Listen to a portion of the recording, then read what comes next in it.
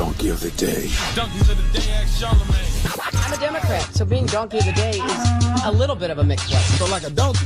Hee-haw. Okay. Donkey of the Day. The Breakfast Club, bitches. Now, I've been called a lot in my 23 years, but Donkey of the Day is a new one.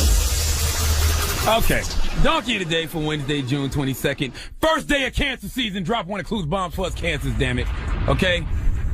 Donkey of the Day is going to everybody who believes this dumbass rumor that Gucci Mane is a clone. Now, I addressed this on social media. I even addressed this on the show yesterday, but y'all keep tweeting me and asking me about this fake-ass story that was posted online a couple of days ago. The headline is, rapper Lil Boosie says that's not the real Gucci Mane after seeing him at Atlanta Welcome Home show at Mansion. Now, the article starts off, I rock with Gucci the long way, but that ain't the real Gucci. We both sitting in the studio and he seemed lost. And after his show at Mansion, he called me Herman. Said rapper Lil Boosie to the Breakfast Club, Charlamagne the God. Okay, let's just stop right there. My name is Charlamagne the God. This is me in the flesh, unless I've been cloned. Okay, I am me. So this is me telling you, Boosie has not been to the Breakfast Club, nor have I spoken to Boosie since May 26th of 2015. Have you seen him in here, Angela Yee? No. Have you, Envy? No. Okay, May 26th of 2015. So I can say without a shadow of a doubt, Boosie did not make these comments to me. Unless I've been cloned and I exist in an alternate universe, but Boosie did not make these comments to me. In fact, he didn't make these comments to anyone. But the story continues.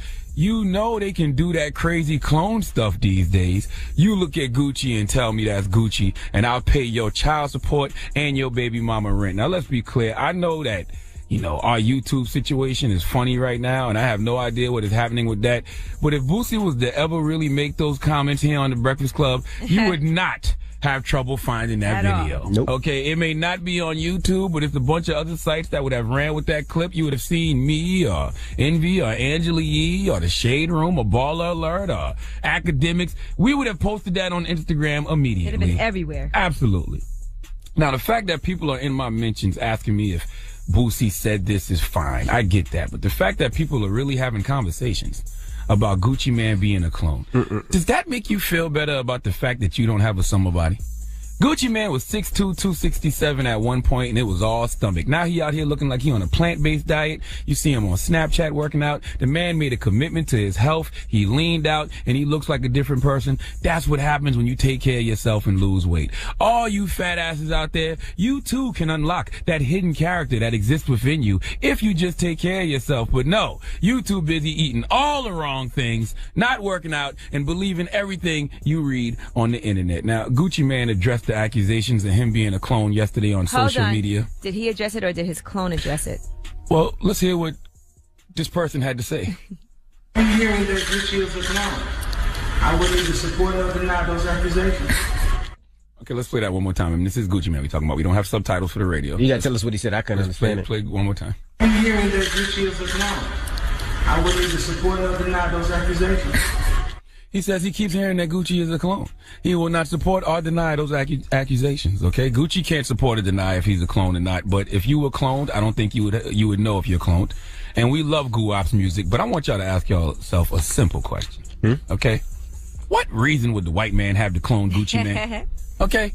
Prince, Michael Jackson, Steve Jobs. I know quite a few people who should have been cloned. But what reason or purpose would the white man, the Illuminati, the Wizard of Oz, whoever y'all think is in control, why would they clone Gucci Mane? He has a good ear. Great ear. Okay, that's cool. Young Thug, Waka Flocka. I agree with that. I agree with that. But why? What that got to do with the white man? Maybe they want to make some records. Okay. All right. Okay. Look, if Gucci can't confirm or deny he's a clone, then neither can I. But I can deny that this story about Boosie coming on the Breakfast Club saying that Gucci Mane is a clone is 360% false. Okay? False. False. F-A-L-S-E. Give everybody who believed this dumbass story the biggest hee-haw, please. All right. So the only thing you can confirm is that Boosie wasn't up here, but you cannot confirm or deny whether or not Gucci is a clone. Yeah, you can't confirm that. I mean, Gucci said he can't support or deny it sarcastically. I mean, I can deny it. Did he say it or did his clone say it? Okay. We're not All sure. right. All right. His clone still sound good though. All I know is Yeah, it do. nobody cares about the truth when the lie is more entertaining. So if it's more entertaining to think that Gucci Mane is a clone, carry on. But I'm just Right. telling you the story about Boosie coming to the Breakfast Club and telling me that is absolutely false. Does he still have that ice cream clone on his face? Ice cream clone? I don't know. Because they tried to say that was gone. I don't know, man. All right. I just don't know. All right. 6:04 right now. Some breaking news. Atlanta rapper Gucci Mane waking up behind bars this morning, accused of hitting a fan in the head with a champagne bottle at a downtown nightclub. Our Julie Wolf is where he actually turned himself in, live at the Fulton County Jail. Julie, being in jail not really new to this rapper. No, that's right. Good morning, Karen. I just checked again, and jail records here still show that he is in custody at this hour. Take a look. This is his latest mugshot. The rapper's real name is Cedric Davis. He was booked Tuesday night, charged with aggravated assault with a weapon. A warrant was issued for Gucci Mane after he allegedly hit a soldier from Fort Hood with a champagne bottle. Happened March 16th at the Harlem Nights Lounge in Atlanta. Gucci was in the VIP section there for a mixtape release party. The soldier said he tried to start a conversation, wanted a picture, but instead was hit on the head with the bottle. He said one of Gucci's entourage then hit him in the face. Fulton County jail records show that Gucci has been arrested 10 times just here in Fulton County since 2006. No bond has yet been set for this most recent charge. Julie Wolf, 11 Alive News. It's not even a governmental system. Area 51 is a privately owned hospital that clones and uses biological tactics toward black people. It has nothing to do with the government at all. You get what I'm saying? So like I said, they use this to kidnap, they abduct black children, they take them underground and they transport them and take their organs out of them and leave them in the desert. You get what I'm saying? So it's all about melanin. They want that substance from us, that soul substance. Area 51 is a melanin camp. It's basically a melanin camp. It's not what people think it is. They clone their own people there as well. They have different sectors of Area 51. There's nothing private about it. They just, see what I'm saying? A lot of people look at that and be like, oh, that's Illuminati shit. That have nothing to do with Illuminati. Because we are the Illuminati. We started the Illuminati. When people start talking about Freemasonry, we started that. If you study our physiology, we set up just like Freemasonry. The compass and the square. That's the third eye. Then you have the 12 systems of the brain, which is Sirius A, Sirius B.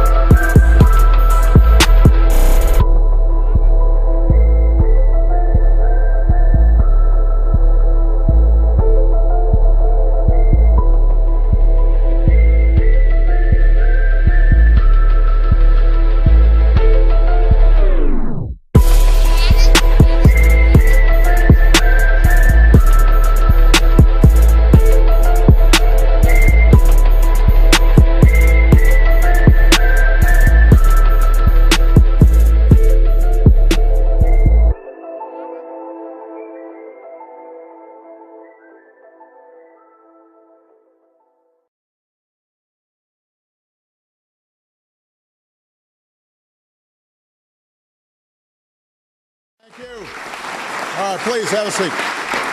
Thank you so much. Well, I'm excited too. Today, with the executive order I am about to sign, we will bring the change that so many scientists and researchers, doctors and innovators, patients and loved ones have hoped for and fought for these past 8 years. We will lift the ban on federal funding for promising embryonic stem cell research.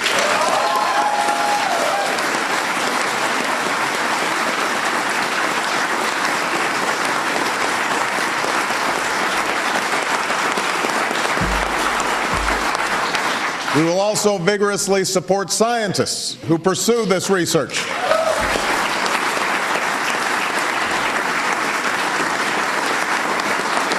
And we will aim for America to lead the world in the discoveries it one day may yield. You know, at this moment, the full promise of stem cell research remains unknown, and it should not be overstated. But scientists believe these tiny cells may have the potential to help us understand and possibly cure some of our most devastating diseases and conditions, to regenerate a severed spinal cord and lift someone from a wheelchair, to spur insulin production and spare a child from a lifetime of needles, to treat Parkinson's, cancer, heart disease, and others that affect millions of Americans and the people who love them. But that potential will not reveal itself on its own. Medical miracles do not happen simply by accident. They result from painstaking and costly research, from years of lonely trial and error, much of which never bears fruit, and from a government willing to support that work. From life-saving vaccines to pioneering cancer treatments to the sequencing of the human genome, that is the story of scientific progress in America. When government fails to make these investments, opportunities are missed. Promising avenues go unexplored. Some of our best scientists leave for other countries that will sponsor their work. And those countries may surge ahead of ours in the advances that transform our lives. In recent years, when it comes to stem cell research, rather than furthering discovery, our government has forced what I believe is a false choice between sound science and moral values. In this case, I believe the two are not inconsistent. As a person of faith, I believe we are called to care for each other and work to ease human suffering. I believe we have been given the capacity and will to pursue this research, and the humanity and conscience to do so responsibly. It's a difficult and delicate balance, and many thoughtful and decent people are conflicted about or strongly oppose this research. And I understand their concerns, and I believe that we must respect their point of view. But after much discussion, debate, and reflection, the proper course has become clear.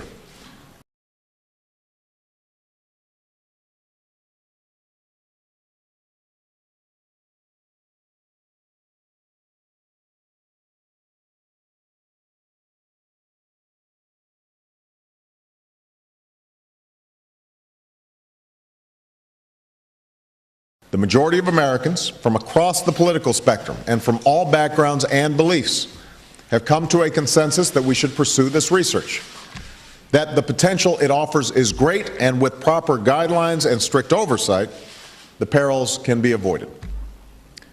That is a conclusion with which I agree. And that is why I'm signing this executive order, and why I hope Congress will act on a bipartisan basis to provide further support for this research. We're joined today by many leaders who have reached across the aisle to champion this cause, and I commend all of them who are here for that work. Ultimately, I cannot guarantee that we will find the treatments and cures we seek. No president can promise that. But I can promise that we will seek them actively, responsibly, and with the urgency required to make up for lost ground. Not just by opening up this new front of research today, but by supporting promising research of all kinds, including groundbreaking work to convert ordinary human cells into ones that resemble embryonic stem cells. I can also promise that we will never undertake this research lightly. We will support it only when it is both scientifically worthy and responsibly conducted. We will develop strict guidelines, which we will rigorously enforce, because we cannot ever tolerate misuse or abuse. And we will ensure that our government never opens the door to the use of cloning for human reproduction. And we will ensure that our government never opens the door to the use of cloning for human reproduction. And we will ensure that our government never opens the door to the use of cloning for human reproduction. It is dangerous, profoundly wrong, and has no place in our society or any society. Now, this order is an important step in advancing the cause of science in America, but let's be clear, promoting science isn't just about providing resources, it's also about protecting free and open inquiry. It's about letting scientists, like those who are here today, do their jobs, free from manipulation or coercion, and listening to what they tell us, even when it's inconvenient, especially when it's inconvenient. It is about ensuring that scientific data is never distorted or concealed to serve a political agenda, and that we make scientific decisions based on facts, not ideology. By doing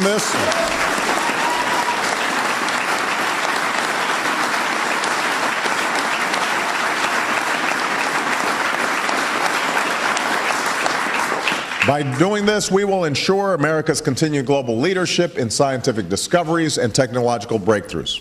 And that is essential not only for our economic prosperity, but for the progress of all humanity. And that's why today I'm also signing a presidential memorandum directing the head of the White House Office of Science and Technology Policy to develop a strategy for restoring scientific integrity to government decision-making, to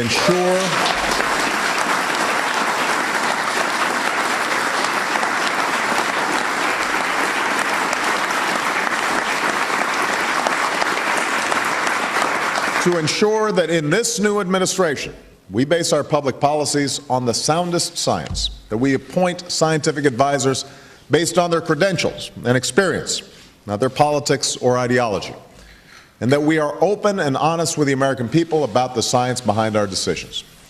That's how we'll harness the power of science to achieve our goals, to preserve our environment, protect our national security, to create the jobs of the future, and live longer, healthier lives.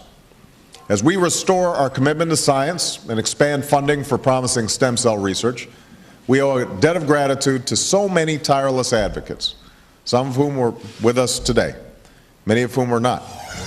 Today we honor all those whose names we don't know, who organized and raised awareness and kept on fighting, even when it was too late for them or for the people they love. And we honor those we know, who used their influence to help others and bring attention to this cause. People like Christopher and Dana Reeve, who we wish could be here to see this moment. You know, one of Christopher's friends recalled that he hung a sign on the wall of the exercise room where he did his grueling regimen of physical therapy, and it read, "For everyone who thought I couldn't do it, for everyone who thought I shouldn't do it, for everyone who said it's impossible, see you at the finish line." Christopher once told a reporter who was interviewing him, if you came back here in 10 years, I expect that I'd walk to the door to greet you. Now, Christopher did not get that chance. But if we pursue this research, maybe one day, maybe not in our lifetime or even in our children's lifetime, but maybe one day, others like Christopher Reeves might. There's no finish line in the work of science. The race is always with us. The urgent work of giving substance to hope and answering those many bedside prayers, of seeking a day when words like terminal and incurable are potentially retired from our vocabulary. Today, using every resource at our disposal, with renewed determination to lead the world in the discoveries of this new century, we rededicate ourselves to this work. So, thank you very much, everybody. Let's go sign this stuff.